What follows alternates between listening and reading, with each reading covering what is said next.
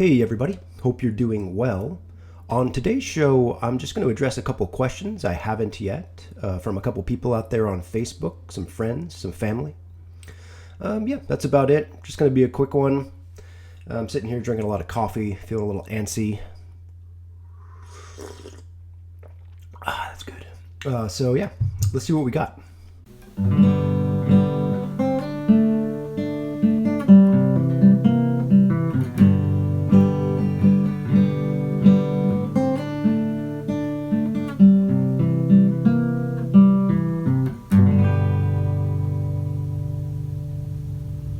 Okay, first up today, Justin Burt, another cool question from last week, I believe you posted it here.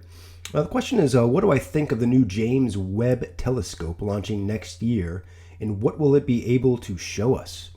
This is cool. This is a cool post, Justin. Thank you so much. You mentioned the Hubble Space Telescope there, which initially had some issues with the mirror, I believe, and some other mechanical problems. But ultimately, the Hubble Space Telescope became just a real boon for the astronomers out there. I remember taking an astronomy class years and years ago, and I was really struck by how our professor was just obsessed with the Hubble Space Telescope.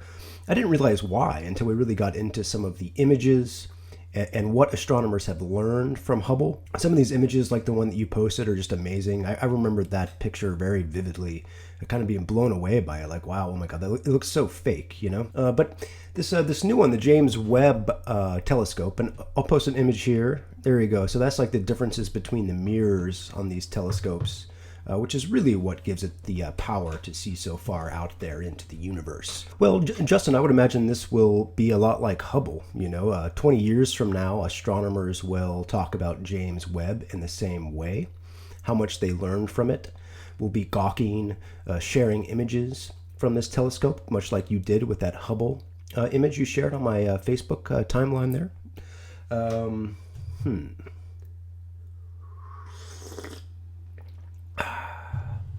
So yeah, that's about all I have to say about that.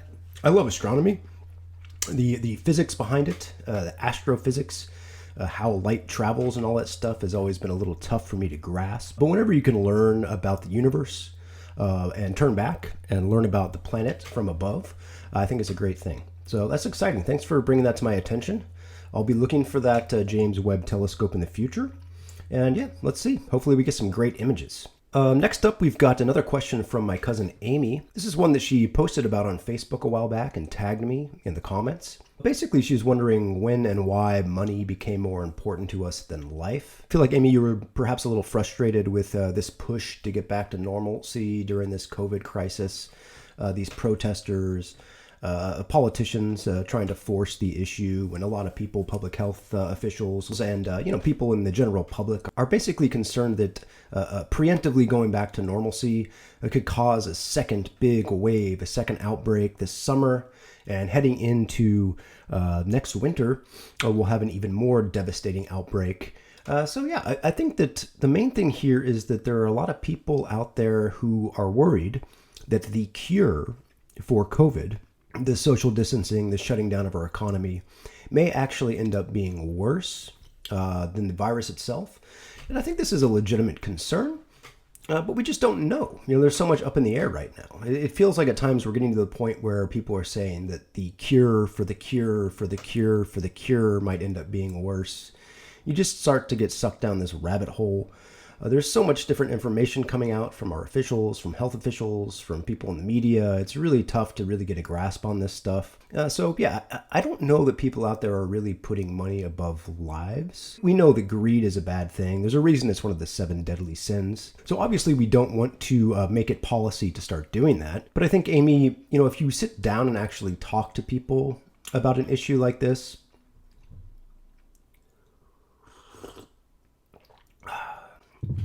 rather than simply watching the news or interacting with people on social media, you'll find that they have a much more nuanced opinion on the matter.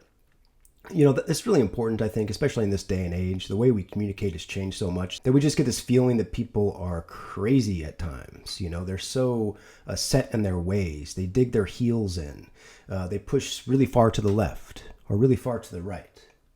Left, right. Yeah, I think I got that right. Again, you just got to sit down and talk to people in person, one-on-one, and have a really nuanced, deep, longer conversation. And I think you find if you do that, that we agree on a lot more things than we disagree on in general. And on something like this, we're all really a lot closer together when it comes to a collective strategy in dealing with this crisis. I see more people out there wearing masks. I see people taking this stuff seriously. The social distancing is being taken seriously. Even up here in a rural, small town in Whatcom County, businesses are shut down. The city government's taking it seriously. They're taking it slowly. They're being quite transparent with their thought process when it comes to the decision to perhaps cancel big events. So I think if you do the hard work of really sitting down and discussing this stuff with people, you'll find that there really aren't that many people out there who want to rush back to normalcy at the cost of perhaps thousands and thousands of lives. But it's a great question. You know, it's a very frustrating time. I really, again, I'm noticing that people are becoming really antsy. People are just searching for things to do. This is definitely manifesting itself in news reporting, on television shows, podcasts, shows like this, or in more tangible, physical ways. You know, we're seeing protests at state capitals, people armed with body armor and assault rifles, really getting out there and yelling about all kinds of different things, from their Second Amendment rights to opening up the economy, to tyranny, forcing people to wear masks, shutting down skate parks in California. You know, how dare those crazy Democrats shut down skate parks in California? You just have to put it aside. You know, there's a lot of noise out there, but at the end of the day, you know, we're all a lot closer together on this than I think it seems. So thanks a lot for the question, Amy. Appreciate it. And lastly today, real quick, I'm going to address a post from Eric Braun, my cousin Jenny's husband.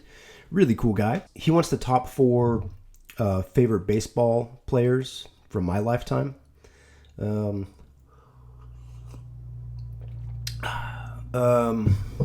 Let's see. It's a great question. So number 4, Chris Sabo from the Cincinnati Reds. The only reason I'm picking him is because I have this. I don't remember where I got it. But yeah, I was a big, there it is. I was a big Chris Sabo fan when I was a kid. And this has been sitting here staring at me for the last month or so. So yeah, there you go. Number 4, Chris Sabo. At number 3, I'm going to go with Big Pappy, David Ortiz, the great Boston Red Sox designated hitter, first baseman. He had a really, really great career. Started off with the Seattle Mariners, I believe, before they decided to trade him to the Twins. Had some great years with the Twins. And then, of course, just dominated in Boston. One of the great, probably the greatest designated hitter of all time. He's known at this point as being perhaps the most clutch hitter in baseball history. Hit for power, average, really cool guy. He had that moment after the Boston Marathon bombing where, you know, he stood up there and he said, "This is our bleeping city," and it got people just really, really pumped up. Really helped to bring the city together as well. So yeah, there you go. Big Pappy is at number 3. And then we'll just bring it back home here for the top 2 on my list. Number 2 is Ichiro Suzuki. You know, one of the greatest hitters of all time. He came onto the scene in 2001. MVP, Rookie of the Year, led the league in hits. This is just a great guy. A lot of fun to watch play. Anytime he was on base, you know something crazy was going to happen. He made those crazy catches out in right field, and he could throw the ball like nobody else. So there you go. I'm a Seattle Mariners fan. Ichiro Suzuki's at number 2 on this list. Number 1, of course, classic, Ken Griffey Jr., perhaps one of the most beloved baseball players of all time. He is born in Cincinnati, Ohio. He has those Ohio roots like I do. And this is the player that really turned me into a baseball fan and a Seattle Mariners fan in the first place. So yeah, it was back in 95, 96, those seasons when Griffey and Edgar Martinez and Jay Buhner, Dan Wilson, Randy Johnson, those teams were a lot of fun to watch. And those playoff games, I'll tell you what, I still remember them. I go back and watch the highlights from those playoff games pretty much every year. And yeah, I mean, I dig it. I dig it. So there you go. Chris Sabo, Big Pappy, Ichiro Suzuki, Ken Griffey Jr. So there you go, Eric. I hope you're doing well. Give our love to Jenny, and stay safe, man. So that's going to be it for today, guys. I hope you're doing well. I try to lay off the coffee, lay off the social media, and to lay off the primetime cable news. Other than that, stay safe, stay sane, and we will see you tomorrow.